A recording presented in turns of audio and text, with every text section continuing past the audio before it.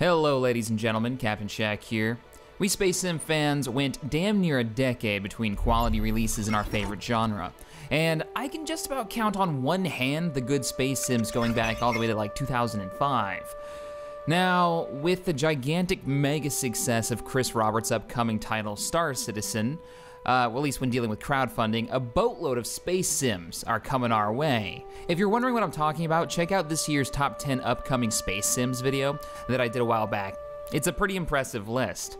You can't look at a video talking about No Man's Sky or Star Citizen without seeing comparisons between the two, or people commenting one's obviously better than the other. So let's get down to it. Let's compare the two titles and see what their differences are.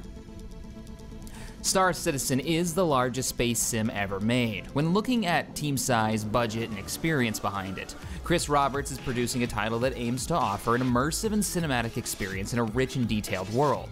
He's first releasing the story-driven campaign Squadron 42, followed up by the Persistent Universe, which is sort of like a MMO sandbox part of Star Citizen. In contrast to that, Hello Games is a relatively tiny dev group producing a game that has become the poster child for procedural generation, with an impressive engine that can generate anything from planets to creatures to starships. Multiplayer, at least at first, will be limited to sharing information that's found on planets to a master server. So when you discover something new that, say, nobody else has ever seen before, your name will be attached to it, be it a planet or some new type of life. Gameplay will vary widely in No Man's Sky, from exploration of objects in space to the deepest oceans to space-based battles, gathering resources to upgrade your ship, and so on. You'll be combating hostile life and upgrading your spacesuit so you can dive deep into the ocean, all kinds of interesting things. This exploration and feeling of being alone, yet being the first to discover something new, is a core concept for No Man's Sky, something that differs greatly when compared to the base concepts of Star Citizen.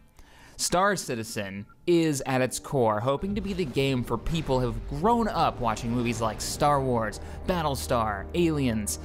It's the game that they have wanted for ages. The universe is rich in purposeful detail, something I find Random Generation lacks. The core concept of Star Citizen is to be immersed in a universe, to build a character that you relate to, be it a bounty hunter, a combat ace, a traitor, and to have a world that's more flushed out than those we've seen before.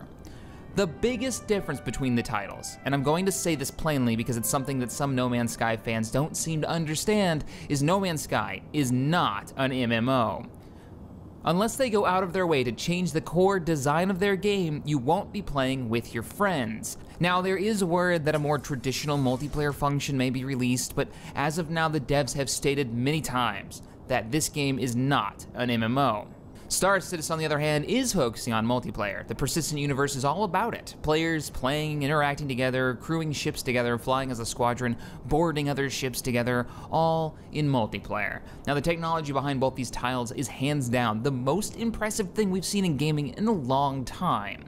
From having your crew man stations on your large customized ship in Star Citizen, dogfighting, the damage rendering, the landing on planets, the passionate community that's fleshing out the universe with groups and guilds that'll be playing their own roles, to No Man's Sky's impressive ability to generate an entire planet with an ecosystem.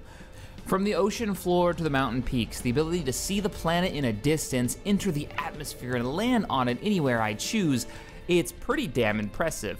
All to, scan some crazy dinosaur or find that needed material to upgrade my ship system before I head off on the next adventure. Bottom line, the space sim is back. It's better than ever. I haven't been this excited about the genre since 1999 with the release of X Beyond the Frontier or Freelancer in 2003. A whole new generation of gamers are getting the chance to play games that offer the freedom of choice. Even better, they get more than one game to choose from, something that old-timers like myself will remember never was a thing back in the day. So this fanboyism about which game is better is kind of silly. Now, I couldn't be happier, and I'm going to be playing both titles, because why? Why not? Alright guys, if you enjoyed this video, hit that thumbs up button, subscribe to the channel for more space sim sci-fi goodness and gaming goodness, and as always, thank you for watching, and I'll see you guys next time.